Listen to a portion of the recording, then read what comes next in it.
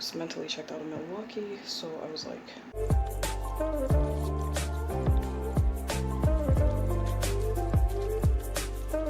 hey YouTube, it's your girl D back with another video. I'm not in my usual location, but I'm shooting this video. Happy holidays to all of you out here. Hope you are being safe and staying well. So this video is how I ended up in Seattle. Basically, I ended up in Seattle in 2014. I stayed there for 6 years because I did like the city. I really liked the city, and there was a lot to offer there. So I have 4 reasons why I kind of ended up in Seattle. Number 1 is boredom. 2, I need a change. 3, just being young and wanting to explore somewhere else. And then 4, lack of focus and kind of mental illness, how that played into how I ended up in Seattle. So stay tuned for that, and we're going to get into the video. So the 4 things that caused me to move to Seattle was boredom was one of them. I was kind of bored with my job. I had just graduated in 2012, and I was working at my bookstore for my school in Milwaukee, and I was also just had got my job at a corporate kitchen, just working as a floater and doing different things like prep cook, coffee barista, things like that. So I ended up,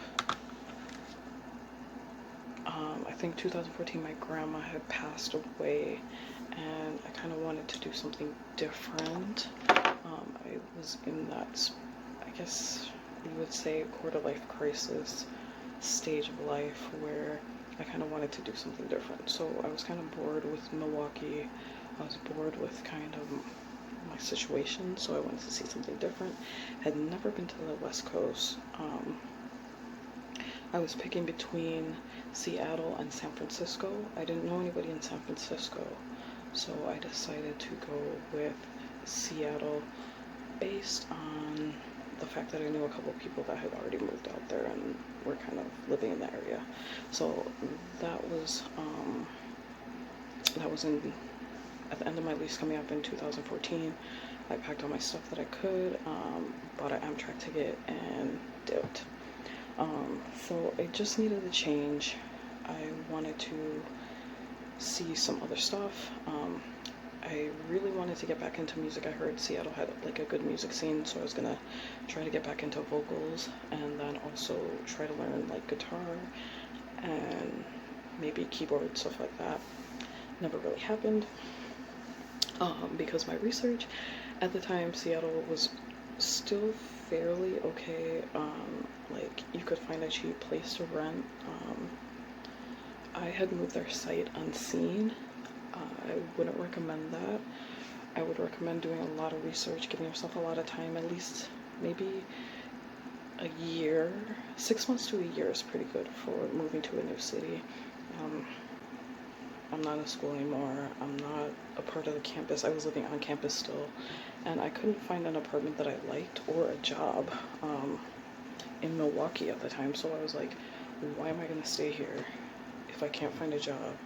And like, I just couldn't find a job. So I was like, let me go where the jobs are. So Seattle had a really low unemployment rate, and so I was like, that was one of the top priorities, finding a city where they might hire me if I'm already in the city. And I did find a job before I got to Seattle. I do encourage people to travel. I love traveling. I love seeing new things. If you have the funds, if you have the capability to do it and move to a new city, there's ways to go about it. Especially if you have skills, like freelance skills, or if you have musical skills, or hospitality, retail, customer service. If you're willing to work like lower jobs, or if you're able to find a professional job that will help you relocate, I would say do it. It's a good experience.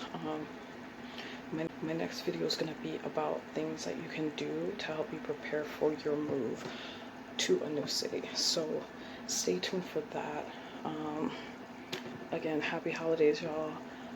Be safe out there, stay masked up, and we'll catch you on the next video. Peace and love.